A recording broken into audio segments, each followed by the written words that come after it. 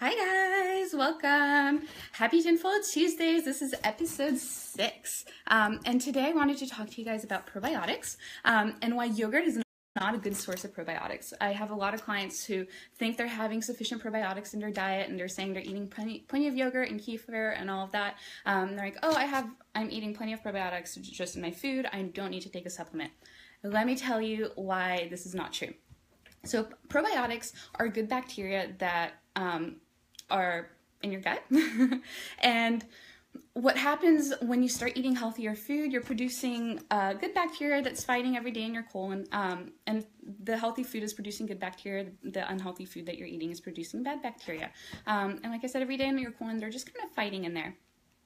And so studies now show that if you introduce probiotics into your diet, you could change absolutely nothing about your diet and you would lose weight. Also, studies show that we can look at the bacteria in your gut and we can know whether you're thin or obese without even knowing what you look like. We can also know certain chronic ailments as well just by looking at the bacteria, such as diabetes or Parkinson's or ADD, ADHD, bipolar.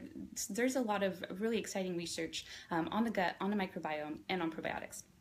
Now, let me tell you why yogurt is not a good source of probiotics, and neither is kefir, by the way. And so this does not apply to homemade yogurt, and a lot of the things that I talk about does not apply to things that you're making at home from scratch, okay? And I want you to understand that because when we're commercializing food, there's certain things that the food has to go through, manufacturing processes, and that affects the quality of the food, right? And so yogurt, actually, store-bought commercial yogurt does not have a good source of probiotics in them. And so for yogurt to actually thicken up and become that nice thick consistency that we like, it actually has to sit for about 3 days. And companies don't want to wait 3 days for yogurt to thicken up and to produce the natural bacteria that gets produced when it's fermenting. And so what they've discovered is that within a matter of minutes, they can add this little thing called pectin, which is found in jams and jellies, and pectin is what thickens up the jams and jellies and gives it that nice thick consistency. And so what they found out is that they can add pectin to the yogurt or the kefir, and it will thicken up within a matter of minutes. And then what they can do at the end is just sprinkle a little bit of probiotics right on top and then claim that the product has probiotics in them. So sure, yeah, it has probiotics. Is it a good source of probiotics? Absolutely not. And then not only that, but most commercial yogurts and kefir are full of sugar. And studies now show actually that good bacteria, when it's exposed to sugar in a petri dish, it actually morphs into bad bacteria. How crazy is that? The bacteria morphs. The good bacteria will morph into bad bacteria when it's exposed to sugar. And so I really do not recommend anything with sugar in it as a healthy source of probiotics, because it's kind of contradicting the effects of it. And I do not recommend store-bought yogurt or kefir just in general because of the pectin in it. It's not a good source of probiotics. It has a ton of sugar in it. It's probably going to cause inflammation, so let's not even go there. Some awesome sources of probiotics, what you can do, fermented foods are amazing. Now, keep in mind, if you have a sugar addiction or you have a sensitivity to sugar, I do not recommend fermented foods because they will break down into sugar. But if you have a healthy gut, fermented foods are an amazing source of probiotics.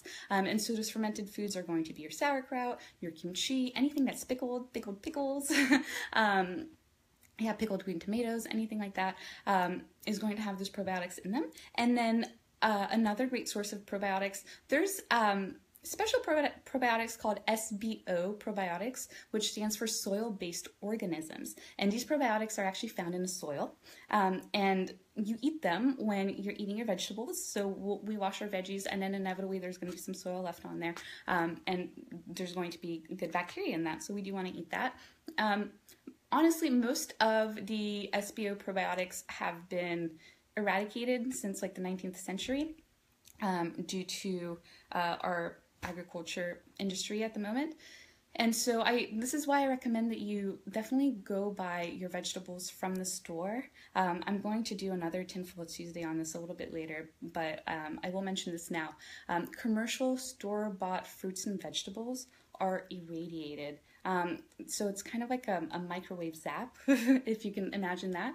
And so what happens in a process of irradiation is that it kills the enzymes in the produce, and it slows down the process of it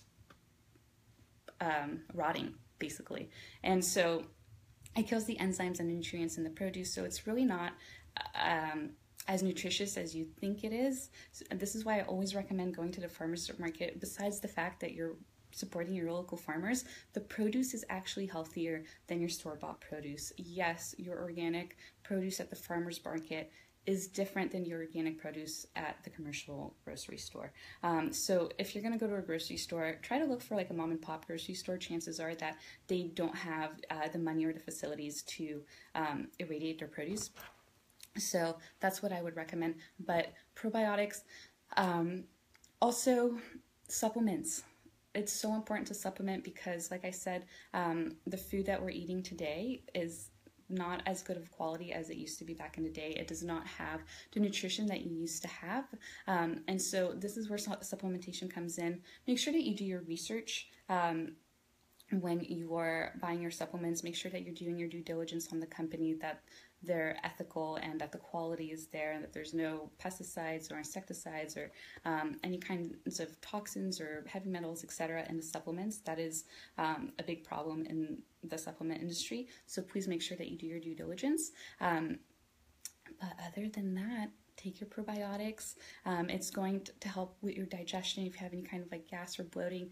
The seasons are changing right now. Studies show that probiotics will actually help fight the flu, help prevent you from getting sick just by taking probiotics. So they really should be part of your daily diet. So if you have any questions about probiotics, feel free to drop them in the comments below, and I will be happy to go back and answer those for you. And then let me know if you're taking probiotics right now, and if you are, what kind of probiotics are you taking them? Have you noticed a difference? If you're not taking probiotics, why not?